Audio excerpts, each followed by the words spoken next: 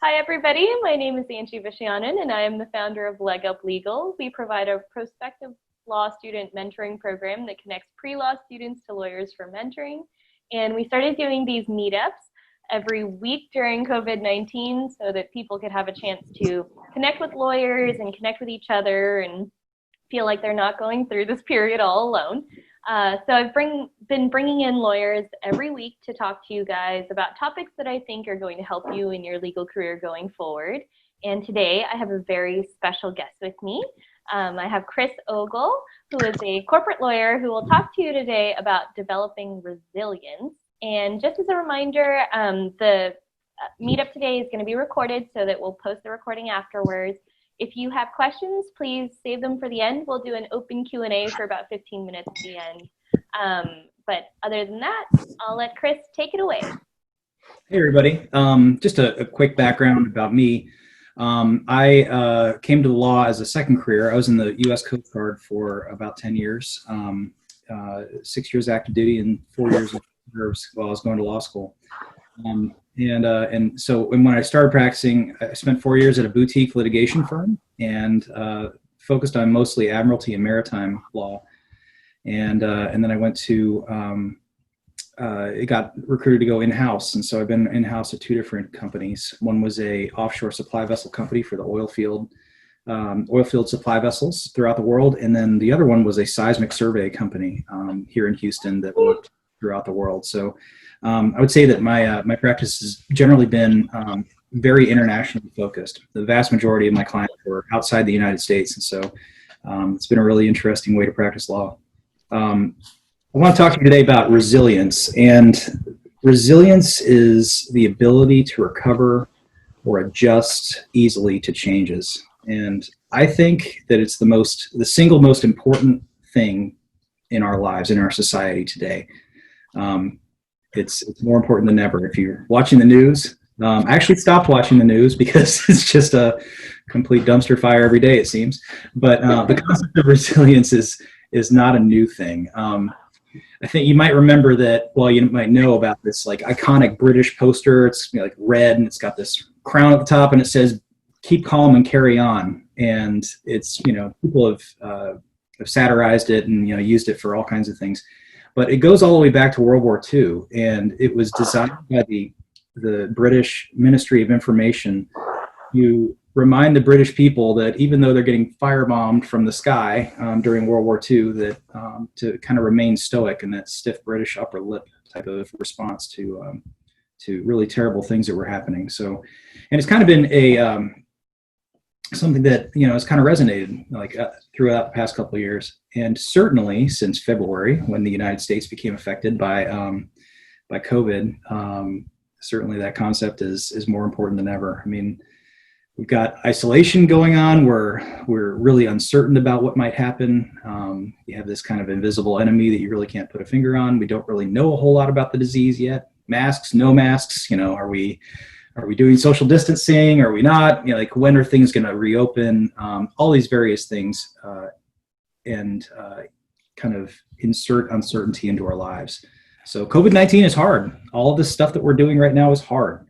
And on top of all of that, you're either in law school or considering going to law school. And law school is really hard to begin with. So lots of challenges. And so when we're facing challenges, having a healthy dose of resilience is, I think, really important to help us kind of keep things in perspective and kind of move forward. Before I got to law school, quick story, I should have really understood the battle space a lot more. I should have, a military term basically means that you have to understand what law school is all about, what the game is, right? How it works. I had no idea how law school worked when I walked into law school. In fact, I wasn't even really sure how the classroom formats were. I didn't really read the book 1L. I had nothing to do. I certainly didn't do anything like you're doing in this program. So that's the wrong time to learn as we were walking into law school. So it's great. I completely agree with you, Chris. I didn't know what to expect either. The first day I showed up, I was like, what is happening to me? Where am I? And, I think it's important to say that, preparation is important too, right? So it's not just and developing resilience, a big part of it is trying to figure out how to, manage things whenever things don't go your way. But you can make them go your way a lot more if you prepare for them appropriately. So Yeah. One of my favorite quotes from this guy I know wrote a book about his experiences in the military, but he said that we make our own luck.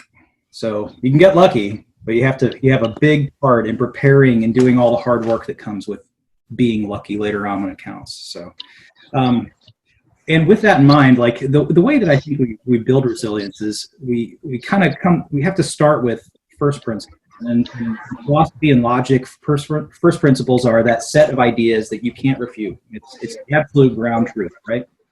In businesses, it's like your first principles are the mission or the vision statement of your company. For our customers, what are we there to do? And what constitutes success?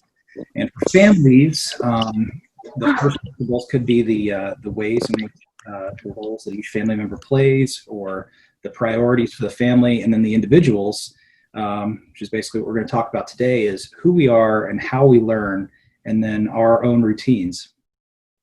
So figuring out who we are is kind of the lifelong mission that we're all on. But everybody arrives in law school with different backgrounds, different strengths, challenges, and different perspectives. And so one thing that I learned very quickly is that the advice that somebody gives me about how to be successful in law school may or may not necessarily work for me. And it's important, as I found, to kind of stay true to yourself and figure out what works for you. So quick story. 2 years ago, we bought a house and we were getting ready to move into our new house. And I was cleaning out a closet and I found a set of sheets for our bed. And in the middle of the sheets, one of the sheets was this giant stain from a yellow highlighter. It was about six inches by 8-inch stain of yellow highlighter. That stain is one of my biggest mistakes from law school. And let me explain why. Because I used to try to read cases in bed at night. Some 3L who was, head of the law review told me, look, you got to read cases right before you go to bed, highlight the important stuff. The next morning you wake up and then you write up your case brief and you go into class and you've seen the material twice. And so it makes it really easy for you to retain the information. He said it's a foolproof way to retain information and be good for the next day. Except if you're a fool like me, and I tried to do it in bed, absolutely failed, because that was not who I was about. I'd end up falling asleep on the book, highlighting next to nothing, and then waking up the next morning, not retaining any of the information. So I was about to say, that would totally not work for me. I don't think I ever briefed a case that way. Now, was it bad advice? No, it was the advice that he was giving on what worked for him, but it definitely did not work for me. And so, I needed to kind of figure out how to figure out who I was and how I learn. And so I am definitely not a night owl. In fact, I'm pretty much useless by 9 p.m. But I wake up really early in the morning and I get things done. So that advice did not work for me. Good advice, but it's good information to take on board, but it wasn't going to work for me. So you have to remain true to yourself. And then I had to learn how to learn, which is an odd thing to say when you're walking into graduate school. And I came to law school, after 6 years of being in, the quote unquote real world. And so I kind of needed to relearn. So I'm a morning person by nature, and I've woken up early every single morning since I was about 18 when I got to the Coast Guard Academy. And probably even before then, because I was on the swim team and my mom would have to kick me to get me up to get to morning practice at 5:30. But net result now, I like getting a jump on the day. Exercising, reading emails, doing work, and then doing it all before everybody is up. I like watching the sunrise. It's crazy to some people I know, but that's just what kind of works for me. So another piece of bad advice I got in law school was treat it like a job. Well, up until that point, I'd had a job that was 24/7, 365. I was carrying 2 different phones. I would get called in the middle of the night to go out to an emergency. We'd be, planning an operation or going out, or I'd been dealing with a crew member, one of my Coast Guard men and women who had a problem, and I needed to drop everything and respond immediately. And that's not good for law school education either, because it's sitting down, it's focusing, it is trying to glean, the lesson that you need from the issue that's being discussed in a particular case, and then kind of using it to analyze further cases in the future. And so for me, I really needed to adjust the way that I did things. It was not, in my previous job, it was do absolutely everything until all the work is done. And what I should have done is gotten up early and gotten a jump on the day. And I think that it would have been far easier for me to kind of adjust the way that I prepared for things in law school to the way that I actually learned the best. So when did you finally figure that out, Chris? Did you feel like, because I know a lot of people say your first year is the hardest year. You're trying to figure out exactly that. What is your learning style? How do you do law school?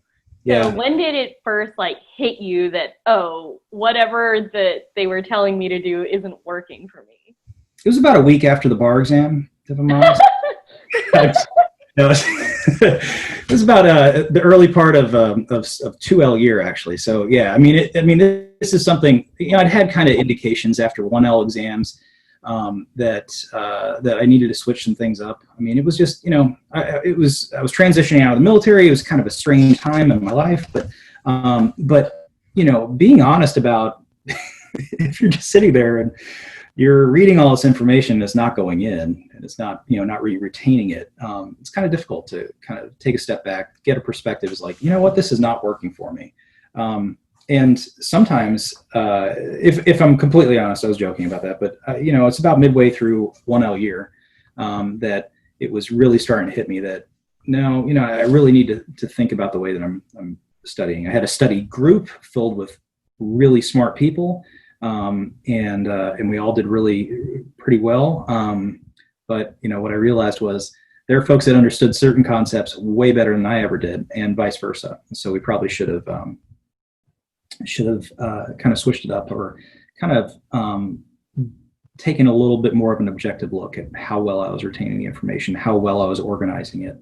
One of the things that struck me really hard about law school was, at least in the military, you get feedback every single day on whether or not you've got a success or a failure. Mission is a critical mission. You either succeed or you don't succeed at, or you have to adjust things. You're constantly tweaking things, making things work a little bit differently, and giving people feedback on what they did well and what they did not. And law school is not like that at all. At least in my experience, it wasn't, because you get that. When you get that feedback, you can course correct, right? But yeah. But when you're not getting any feedback until a final exam, and then by then it's like, well, that was my final exam. Yeah. It can be really difficult to figure out, this is not working for me. So do you have any advice for people who are kind of going through their first semester or will be going through their first semester soon on how can they identify if they need to course correct, if they're not getting grades? What are some other measures that you can use to figure that out? I think one of the things that I've done after I graduated and into practice is, at the end of the day, especially as a first-year associate at a law firm where, billing is in 6-minute cycles, and it's just kind of, you have to keep track of your time, which I absolutely hated. But at the end of the day, what I found was really important to me was to go back and take a look at all the things that I'd done, when I was doing a timesheet or whatever, trying to, think about all the things that I'd accomplished. Sometimes I would do it kind of contemporaneously, and sometimes I would do it at the end of the day. But, it was actually a pretty good exercise, because you could think about the things that, did I nail that? Did I address that in an email? Do I need to change that in this brief? Do I need to tell partner X, Y, or Z about, this development in the case?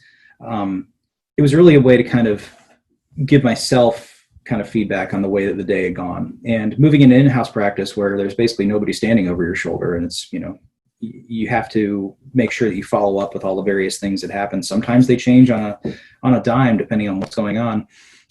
So kind of a daily review of everything you've done. And in law school, I think that started to help me immensely, because, you could look at each case that you were assigned, like just a big list of everything that you were doing that day, and said, okay, well, do I understand the holding in that case? Do I really understand the issue that was being discussed?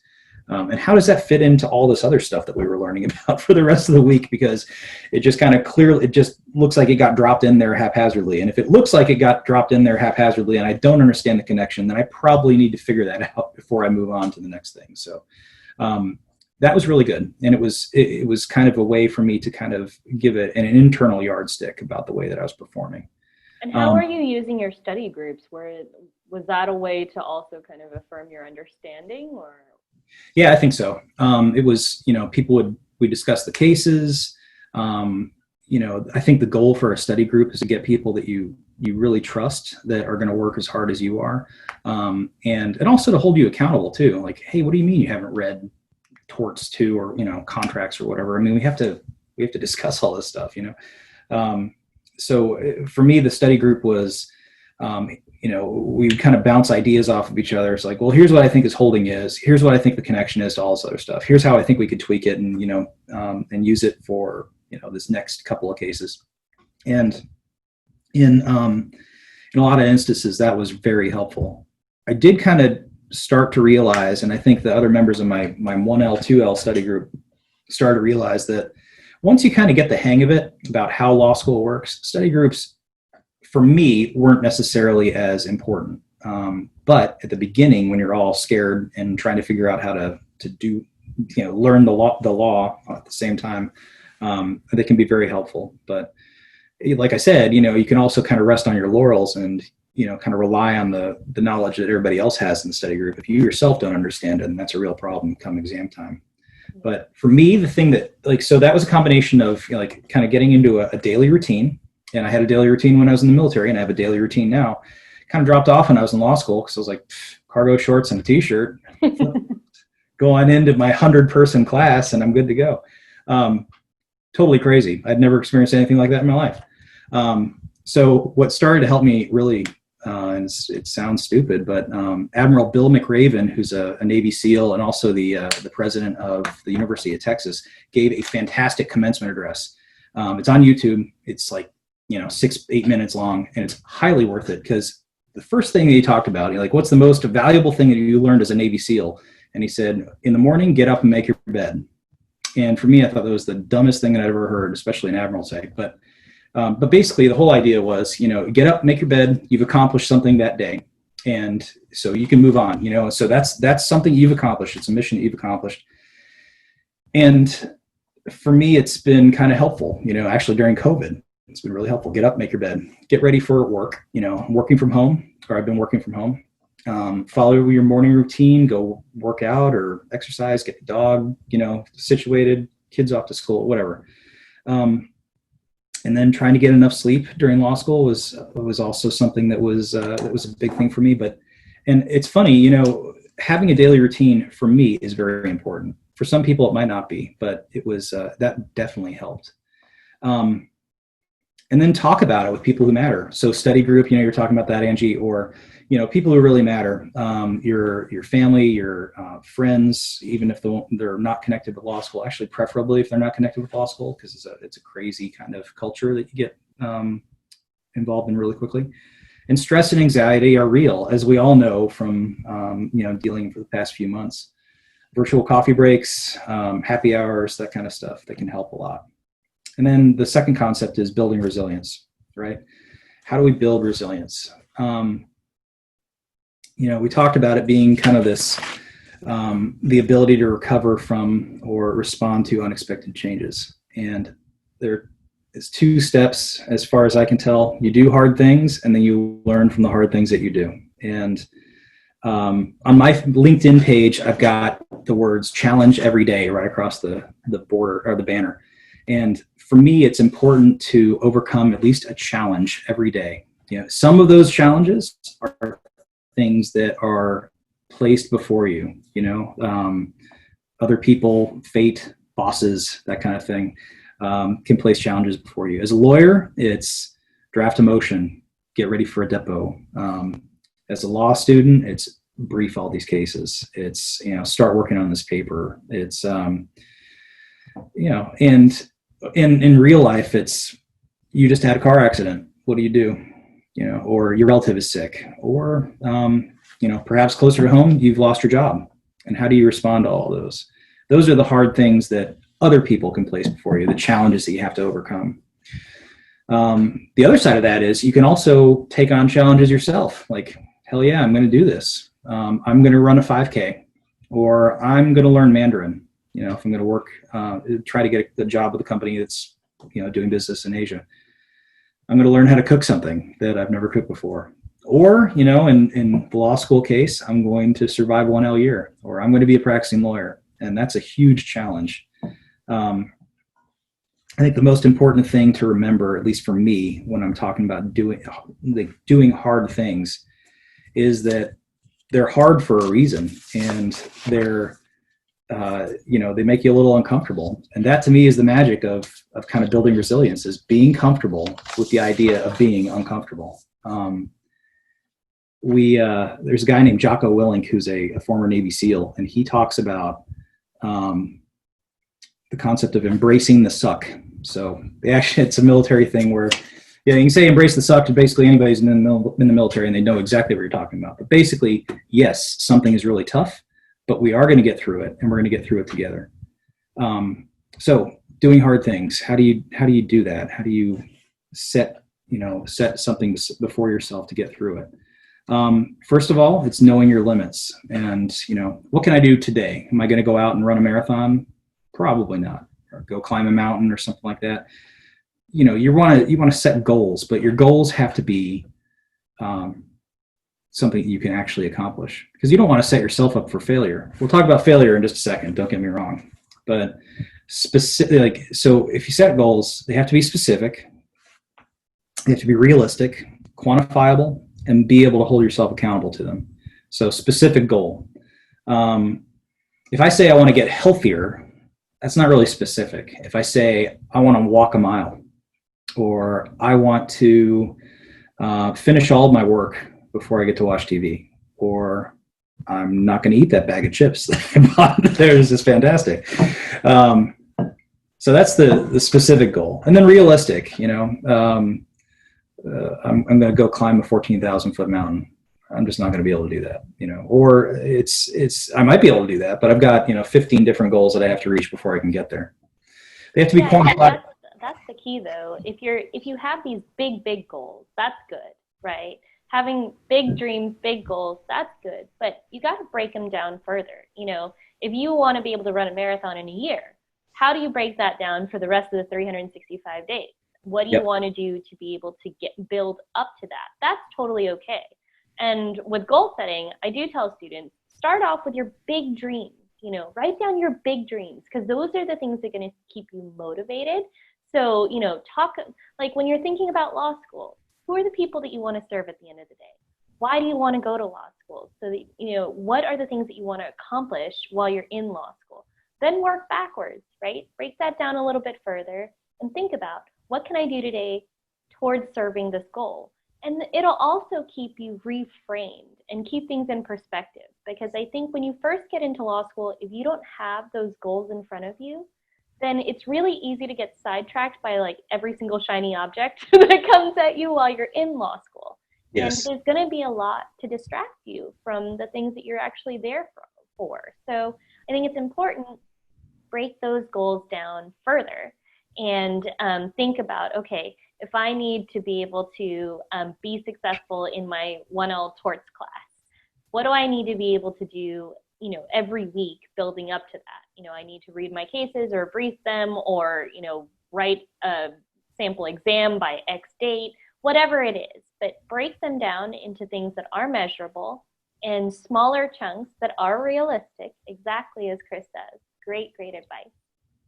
Yeah, absolutely. And, I think it's one of the things that in the law school context that helps as well is just understand that you don't know everything yet, right? I mean, if you want to be a successful lawyer, of course it starts with law school, but, as Angie said, I like the being surprised or being distracted by every shiny object that comes by. You can think, well, I think I want to be an IP lawyer. Oh yeah, I mean, bankruptcy is totally great right now. The fundamentals are important, and kind of thinking about who you are and who you want to serve is a great way to kind of focus too. one thing that, but you know, it's easy to get overwhelmed by all those things too, right? Like if you set a goal that says I want to run a marathon, but I don't know anything about running marathons. I mean, never gotten off the couch ever. I was before when I was in the military, the longest that I ever ran at one point was 1.5 miles. You know, it was our standard PT test, right? My wife is a big marathon runner, and so I decided to start running, and I started with the 5K, and I'd never done a 5K. And at the end of 1 mile, 1.5 miles, I was smoked, but that's only half of the distance of a 5K. So when you run out 1.5 miles, you got to run back 1.5 miles. So anyway, that was a really clear indicator that I was not prepared. But starting to learn a little bit about how people prepare for things like marathons was really valuable. It was great. I mean, you know, all of a sudden I got into running. Like I was a running person. There's running communities that are crazy. If you're a CrossFitter, you know they're insane too. But you know, people that do that and find value in it. But what I said before was kind of know your limits. It's really easy to get overwhelmed when you've got this big like nebulous thing that you're trying to do. Law school, you know, law school can overwhelm you. Andy Stumpf, who's another Navy SEAL, did a great podcast with Joe Rogan. But one of the things that he talked about was the concept of keeping your world small. And he said that was the most valuable thing that he learned when he was doing his Navy SEAL training, because Navy SEAL training is terrible, it's really tough to get through. But the whole concept of just focusing on what you can do at this moment to advance your goal, right? So, you know, taking it, and sometimes in my life, in some of the things, the challenges that I've met, it takes, you know, for the next minute, I'm going to do this. You know, it's not for the next year, I'm going to focus on X, Y, or Z. It's the next minute, I'm going to, you know, work on this case. Or for the next, you know, week, I'm going to do nothing except write this brief, and I'm going to get it done. Keeping your world small means pushing out all those extra distractions. You know, for me, it's not watching the news. I'm going to take care of the kids. I'm going to go take the dog out, and we're going to work on, you know, what I need to do during the day. Or, you know, it's you know, in an athletic context, it's I'm going to run. I'm going to do 5 miles, and my 5 mile run, that is what I have to do right now. I'm not thinking about anything else. I just have to go and get it done. So keeping your world small is a good way to kind of reminding yourself that you're handling what you can at that moment, pushing out all the other distractions and remaining focused on something. And the other thing is, you know, when you're setting these goals and you're going through it, you don't have to learn everything on your own. There are plenty of people that have done what you've done in the past. So there's nothing new under the sun. And so one thing that was kind of hard for me to do was to start asking for help. I have no idea how to do this, you know, or I want to learn how to be an IP lawyer. I have no idea what IP is all about, but I can connect with all these other people who do that work. And so for me, LinkedIn is a great resource. You know, and because people are, if you ask them a question about what it is that they do, because you honestly want to learn, it is amazing to me how great people are about reaching out and sharing what they know. So I certainly got that with running and triathlons when I started doing those. But LinkedIn is great for the professional world, and so are your law school classmates too. A lot of times people get the sense that law school is this kind of like cutthroat type of environment where you're competing against each other. And maybe that's the case for some people, but for me, I've always had a much more kind of collective focus. So, you know, we're going to get through this together, and I want everybody to succeed because we're all going to be practicing with each other at some point. It's not like, Well, you know, and I always told everybody, like, okay, you might be competing with people in your own class, but you're not competing with the people in other classes. Go talk to the upperclassmen. They've figured this out. You know, they've learned the hard way already. Go talk to your 2Ls, your 3Ls, and be like, you know, I don't know what I'm doing. Can you teach me? You know, and don't always go to, I guess, the person that is the most, we used to call them gunners, but people who are like top of their class, you know, in the second or third years, they might be, one, super busy, and two, they might not be all that willing to help you. Like sometimes, you know, go to people who like you can trust, and they will help you find outlines and help you study. And a lot of times, you know, classes are very professor specific. So if you can talk to somebody who has TA'd for a professor before, and they know their style, they know what their exams are like, they know what you should be looking for, it helps to narrow down what you should be doing, because every class you may need to study differently, just as Chris said. So you want to keep your world small. You want to make sure that you're, aiming for the right target. Some of these classes, your final exams are going to be essays, some of them multiple choice, some of them combinations of those two things. So you need to know what should you be studying for and how should you be studying for it. If you have an exam that's going to be multiple choice, you need to start doing multiple choice before that exam. Like, a lot of people just presume that every single exam in law school is an essay exam. And I remember when we walked into some of our first year classes and we walked into the final exams, people being completely surprised. Like, they didn't even bother to go search for the professor's old final exams and realize, like, oh my gosh, we have multiple choice on here. And multiple choice in law school is hard. It's like, pick from the best of, 5 all correct answers. Which one is more correct? And it's the worst. So, use A through W. Yeah, exactly. And yeah, I mean, if you're not prepared for that, one of my 1Ls from last year, mentees, he told me their contracts exam was 80 multiple choice questions and no essay. And that's insanity. So I think, you really need to make sure you're checking what is the professor's exams like and how do you prepare for that thing. It can be really different from class to class. Know that. Yeah. The second part of doing hard things is to learn from those hard things that you do. And you might have heard the expression that failures teach you more than successes do. And for me, that is absolutely true. But even more than that, let me give you an example of advice something that I learned that did not help me at all. So I had just gotten recruited for my first in-house position. And I mean, this company came out and found me. It was awesome. It was a perfect role, perfect company. I mean, it was awesome. It was a great place to be.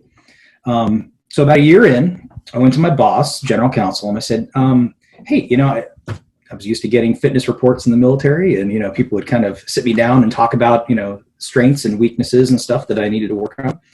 So I asked him, I just want to get your advice or get your feedback on how I've been doing for the past year. And he just said, you know what? You're a good hire. Good work. I was like, okay. And I mean, I don't know. Am I high-fiving myself in my office? I don't know. I mean, what do you do with that? I had no clue. But at the end of the day, I mean, was it good that he liked what I'd been doing? Great. But I mean, I'm sure that in the course of a year, there's some stuff that I could have done a little bit better. So getting good feedback is really important. How do you do that when you're the one that's setting the goals and you're the one that's doing the hard things? You do it yourself. You figure out,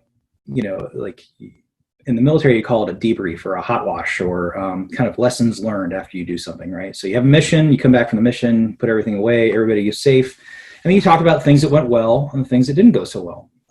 Same thing with law school. You get a bad grade, or hey, more than that or less than that, you had a bad day. You get called on, you had no idea what the hell the professor was asking about. And then, at the end of the day, you could go back and say, well, wait a second, I had no clue that this was even on the radar for today. And you go back and study that concept a lot better. Or the answer that I gave was definitely not what they were looking for. So either, ask for advice from the professor on what you could do to do better. Ask the person sitting next to you, or hopefully one of your study buddies who, hey, did you see how I screwed that up today? How do you think I could have approached that better? Or what could I do in the future to kind of be better prepared for, Socratic method in class? Law school gives you a ton of ways to know that when you've screwed up. When you get cold called on that first time and you can't answer any of the questions that the professor's asking you, you've screwed up. So Absolutely. You need to go back and think about it again. And, I think you need to take all those little things as learning opportunities. The first time I got called on and I didn't know the answers that the professor was looking for, I really beat myself up over it. I went home that night and I was like, I can't do this. I'm not going to survive law school. I apparently didn't know what the heck I was talking about with this case. And, but instead of beating myself up over it, I should have just went to talk to the professor and said, okay, obviously I missed the mark. so explain this to me, help me break it down, show me the way that I should have learned it, because it's going to be really hard in Socratic method to be able to do that while it's happening to you. When the professor is grilling you with question after question and you're just obviously lost, it's really hard to course correct there. What you should do is go to the professor afterwards and say, okay, can you walk me through this the way that you're thinking about it? And then I'll try to do this with another case. And even better than that, so after you take the notes of how the professor broke everything down, go and try to apply all of that to your next case that you're learning, and then go back to the professor again and say, okay, I listened to what you said. I tried to apply it to this case. Can you confirm whether my understanding is correct? You have to seek out that feedback. If you're not seeking out feedback, it's on you if you wait until the final exam to get that bad grade as your feedback. And what that shows, Angie, is it shows maturity and courage that it's really difficult to do. I mean, it's really difficult to swallow your pride and say, man, I screwed that up. And I'm not just going to go cower in my house and, think about like all the evil things I'd like to do to that professor for embarrassing me in front of all my classmates. It takes so much more intestinal fortitude to go up to the professor and say, I'm really sorry that I messed that up. And just try to get some feedback and move forward with it. I mean, that's such a more mature way to do it. And I wish I would have learned that a lot. I wish I had my first semester, I literally spent most of my first semester just curled up in the fetal position crying. I think it was just bad. But, the second semester, I started talking to my professors a lot more. The second semester, I started saying, hey, I missed the mark. Can you help me course correct faster, sooner? You're learning faster. And professors, they know law school is hard. They know what you're going through. They understand it. They want to help you. They're not trying to grill you in class to be mean. They really do want you to learn. But if you're not taking that extra effort, the professor's never going to go seek you out after class. Right. You have to go seek them out. And I listened to a podcast from NPR about learning styles, and it was really interesting. Culturally, it's overwhelming, the statistics about how many minority students, first-generation students, don't go seek out help during office hours, because either they don't understand that office hours are like your time with the professor, or there's something stigmatic about it in their minds of going to seek out that help. And so a lot of first-gen students like me, you're scared of going to talk to the professor to do those things, and you don't get help fast enough. So that's why you're unsuccessful, because you're not getting help, in a timely manner. It's like too late by the time you figure it out. Absolutely. And, I think that the thing that really kind of crystallized it in my mind was, I would sit there and think, God, I'm terrible, because I am my worst critic. And I think that a lot of type A people, that's the case, where nobody is ever going to give you feedback that is worse than what you're already going to do to yourself, because, you just, like you were talking about, sitting in the fetal position thinking, I shouldn't be here. There's why am I even doing this? There's obviously, clearly, I am not cut out to be a lawyer. I mean, definitely wasn't a Perry Mason moment in class that morning yet. And man, you can beat yourself up so hard about it. And nobody is ever going to come along and pick you back up and say, no, it's great. You're going to, now maybe you'll have friends and stuff and family members, and those are the people that you can rely upon. But professionally, the law professor, I'll never forget. I talked to one, after I had a really bad experience getting called on. He said, look, you have to understand my perspective. I have 93 of you, I can't give you individualized attention. And I also can't explain, here's how I want you to proceed. When I ask you a question, I want you to be ready to have a back and forth with me. Sometimes it's trial by error, because all of those 93 people took a look at that, what happened to you, and thought, okay, I'm going to be better prepared for tomorrow. And obviously this is exactly what he wants when he's asking this question. So it's so hard to learn lessons after you have one of those setbacks. But man, it's not a failure if it's, you shouldn't characterize it as a failure if you take it and run with it and kind of learn in the aftermath how to do better next time. Yeah, and one of my professors, he told me, I ended up TAing for this guy. I made a terrible grade in the first class I took for him. I blew his second class out of the water, and he was like, "You got to TA for me because you finally figured it out." But he told me at one point, he's like, "Listen, Angie, law school is about teaching you how to think like a lawyer, right? So the things that we're teaching you in class, don't beat yourself up over these bad grades. That's a learning opportunity. No one ever is going to hire you because you got an A in torts in your first year in law school. No, none of your clients later on down the line are ever going to ask you how you performed in law school. You know what they care about? They care that you have a license and you can practice. But the whole point of the exercise of going through law school is so that you can figure out how to get there, so that you have the maturity, that you know how to think, how to solve problems. You're not going to be getting graded down the line, but it's going to be somebody else's life, liberty, children, livelihood on the line. So that's why we're so hard on you. But make those mistakes now, learn them now, so that you don't, mess up later on in practice. In the grand scheme of things, it's important to keep that perspective. These grades, while they may be everything while you're in law school, you're not going to be anything down the line if you didn't take the time to actually learn those lessons from those grades. Exactly. Yeah. And I mean, those sudden changes or the, setbacks, I mean, it's an opportunity for improvement. And sometimes you talk about that a little euphemistically, but yeah, it is an opportunity to improve yourself for next time. One of the things that so Robert Kraft has this great quote that I really like. He said, if you're running businesses anywhere in the world, people who do really well are the people who have mental toughness. And to me, that's just what Angie was talking about just now. I mean, it's the ability to bounce back and to think a little bit more, be a little bit more flexible in your thinking about, okay, what are the lessons that I have to learn from this? It's really easy to kind of get caught up in the moment and to ignore the bigger picture about what it is that you're trying to do. Just like you were saying, I mean, years from now, I'll think about the ways that you analyze a legal issue. I mean, in private practice, you do it every day with a case. What are the legal issues we have to solve? What's the goal that we want to get with this litigation? In in-house practice, it's much different. It's, what are the priorities for the company and how can we get to this goal that we want for the organization, even though there might be some legal challenges in the way. So those kinds of analysis, the ability to kind of detach and analyze things from an outside perspective. It's funny. I hadn't quite thought about it that way until you just mentioned that, Angie, is that, if you have an experience like that in law school, it actually teaches you more if you kind of step back and you think about all the things that you should learn as to move forward in the future. Yeah, and one final point that I want to make before we open it up to Q&A.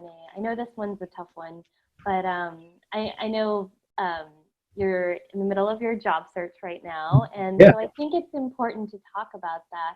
I think a lot of students are really afraid, what happens if I can't get a job after law school? What happens if I can't find internships while I'm in law school? What do I do? So what is your job search like, and how do you stay resilient during job hunting?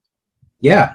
So just for everybody's benefit, I was most recently the assistant general counsel at a company called Seabed Geosolutions, and due to COVID, due to some market forces that were beyond our control, we had to lay off a very substantial part of our workforce, including me. And so that was mid-May. And the way that I remain resilient is by connecting with people that I really like, that are positive about the future and thinking about things a little bit more flexibly.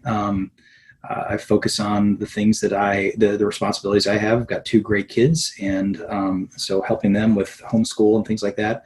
And the job search, it's funny, I love talking to people who are interviewing folks for new jobs, looking for another in-house position, preferably, but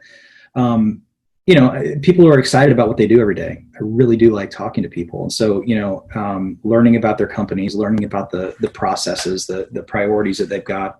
A lot of companies are scared right now too. So, I'll talk to general counsels who are saying, I don't know what's going to happen with us in 6 months. I don't know what's going to happen with us in a week, much less whether or not we can bring another lawyer on. But sometimes talking to them, it really kind of helps, you're on the same kind of page when you're discussing the legal priorities that they've got or the challenges that they're facing. And there's at the beginning of all this COVID stuff, people were saying we're all in this together, and as it wears on and on and on, it becomes a little bit less apparent that we really are all in this together.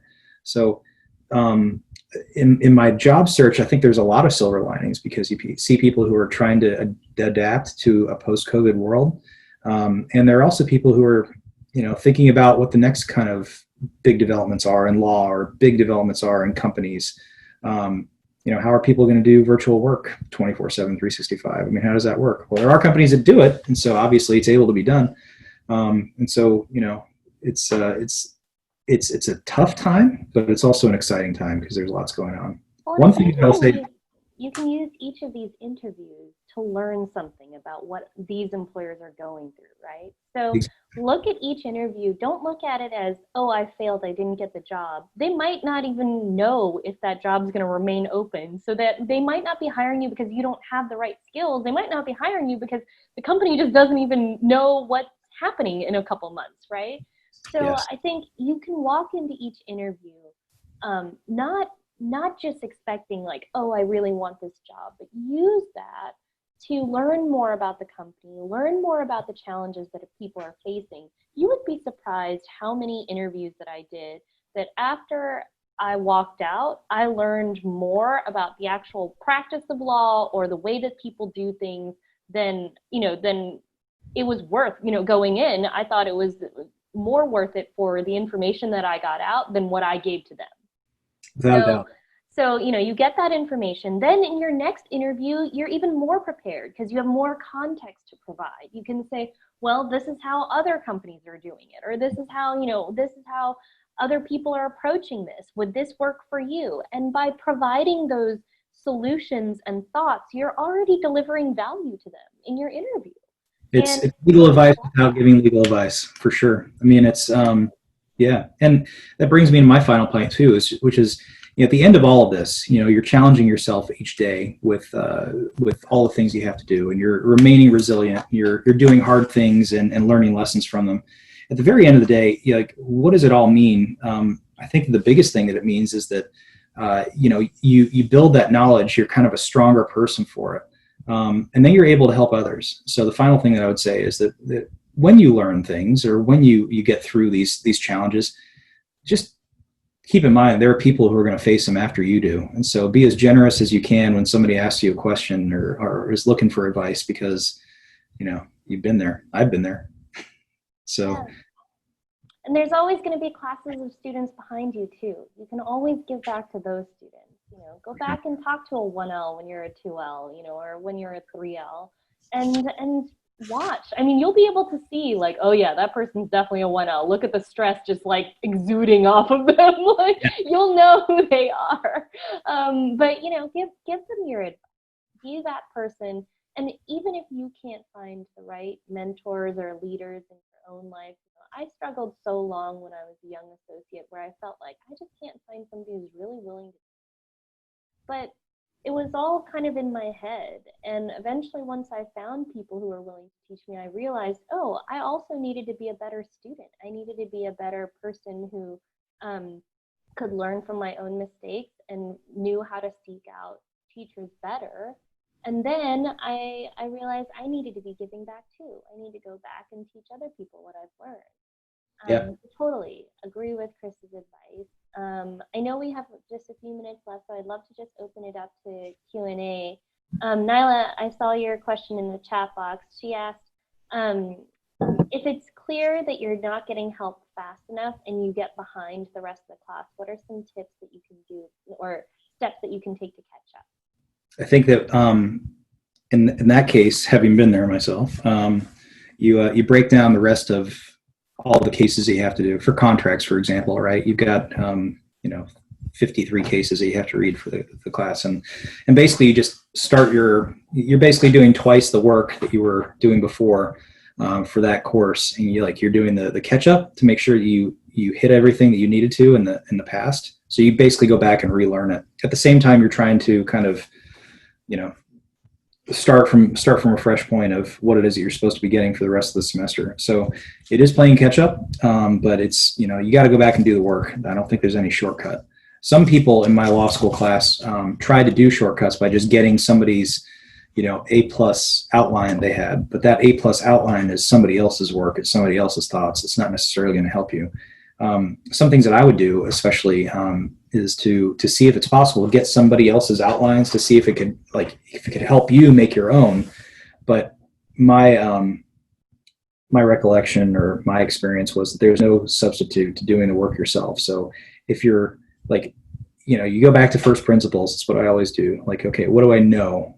I know Hadley versus Baxendale. I got that one nailed. So, but then after that, I kind of got a little unsure about it. So, you go back to what you absolutely know, that you've got it covered, and then work forward from there.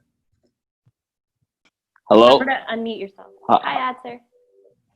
Hi, Angie. Hi, Chris. Chris, thank you for your service in the U.S. military and the Coast Guard. Absolutely. And my question is that I know your work ethic is different, that you work early. I'm actually the complete opposite. I work best late at night, and I tend to pull all-nighters every time for an exam and a test or assignment. So, well, good on you for recognizing that. I mean, and I would certainly not try to become the 4:30 warrior like I am. So my question is, if everyone has a different work ethic, is that one also right? If I work best late at night, probably 10 to 3 in the morning, but I don't know if that's a good work ethic, even though it's different. So that's my question. Yeah, absolutely. I mean, honestly, if something works for you, then definitely do it. I mean, it's kind of funny. I mean, I come from a culture that's very conformist, right? I mean, we expect everybody to be in the same uniform and kind of look the same and all that stuff, and hair, all standards. But yeah, I mean, when it comes to actually getting the mission done and getting the work done, it does not matter how you get it done as long as you do. And if you're working from 10 to 3, I mean, good on you. Those are hours that not a whole lot of other people are awake. I mean, it's probably a lot less distractions around to keep you focused.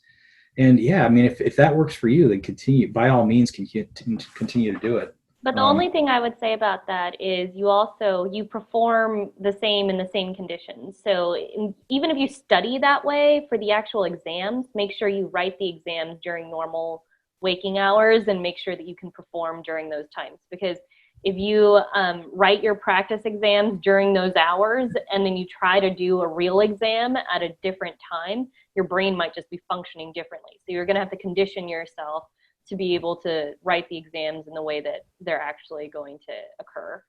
That is a really good point, Angie. The exams schedule at my law school, it was from 7 p.m. to 9 p.m., which was absolutely the worst hours for me, or 6 p.m. to 9 p.m., the worst hours for me possible. So I think the only worst would be 2:30 in the afternoon, where I literally fall asleep at my desk. We should institute nap time again. I think that's sure. Yeah. I mean, the Spanish have it right when they do a siesta every day, for sure. Exactly. Nyla, you said would Sorry, I can't read today. Would creativity and innovation be as important in law school as it is in the workforce? Oh, what do you think, Chris? Man, I think I love creative thinkers. I'm much more of a creative thinker than I am an analytical person. So yeah, I mean, I highly value people who are fast on their feet, innovative and creative thinkers in the workforce. In law school, for me, it was drudgery. It was sitting down and learning these concepts and getting them into my head. There are people who are fantastically creative in the ways that they do that. For me, it was just by far, the practice of law is far more creative and innovative than the study of it was. I agree. Law school itself, I mean, I think that there's a lot of room for students to start demanding for innovation in law schools. You should be questioning the way that you're getting your legal education, especially if you're going to the Zoom School of Law this fall. So I think that there are a lot of things that you can do to try to be involved in the discussion with your law school about how to deliver quality legal education remotely. So totally do that. I think that now more than ever, we need people who are more creative going into the profession. The legal profession is changing a ton. And right now we need people who are adaptable. We need people who are creative. We need people who are willing to do things not like they were done before, more than ever. I think, traditionally you think of law as a very like structured, logical thing. But the fact is, the practice of law is really changing. The types of legal services, the demand for legal services has changed a ton in the last few years. And we need to find people who are creative thinkers who know how to serve the demand that's coming down. We need people who are more business-minded. I mean, the demand for legal services from organizations has quadrupled from the last 10 years. Now we need people who understand how to do both law and business. The demand for legal services for people serving, for attorneys serving people, on the other hand, has constricted because the cost of legal services has gotten too expensive. So we need to figure out ways to provide those more efficiently. There's 100 different ways that our profession needs to innovate right now. So we totally need creative thinkers. Without a doubt. And, the other thing I'll say, and I know that we're up against the hour, but it's such a great point that you just brought up, Angie, is, one of the things about being resilient is your ability to think about things, analyze them, and come up and maybe even change your attitudes. I mean, all of us probably, you ask people why they went to law school. Well, because I like to argue, but that was never my thing. But taking a look at your most closely held beliefs and being willing to kind of change them based on new information is so important. And so in addition to creativity and innovation, it's also, having the judgment and the moral clarity to kind of think about things on a grand scale and think about how they could be done better. I think all of us have that responsibility as lawyers in the long run. It's happening every day. Just imagine if you went back last year and asked a state court judge, do you think you'll be live streaming your court on YouTube next year? Imagine what they would think. They'd think you were crazy. But hey, here we are in 2020. Or the Supreme Court of the United States. Are you going to be holding oral arguments on a phone conference? They say absolutely not, never. Exactly. So, I think COVID-19 has accelerated so many changes in our profession, so many more than we would have anticipated. But that's a good thing. Those changes create opportunities for people who are, just think of it. It knocks all those well-seasoned lawyers back to their learning phase, back to the same level where you're at. So it knocks all those people back and challenges the way that they're currently doing things. And it gives you the opportunity because now you're on the same level playing field as them. If you're always worried like, oh, I'm entering a profession where I'm the most junior person on the totem pole and there's all these people senior to me, they know so much more than me, this is your time to shine because now they're all just as clueless as you are about what's going to happen in the next few months. Oh my God, I'll have to tell you a story about my experience with LinkedIn and senior partner at some point, Angie. It's just hysterical. But yeah, I know we're at the top of the hour, so if people have to drop off, feel free to go. But yeah, if you guys have any more questions, feel free to reach out to me or Chris. Chris is on LinkedIn, so feel free to connect with him there. He also posts great content about resilience and leadership and all sorts of other great things for students. So you should definitely be following him if you haven't followed him yet. And if you have any questions, please reach out to me. I love responding to folks and building the network because all of us, we get stronger by being together. So. Definitely. All right. Thank you so much, all.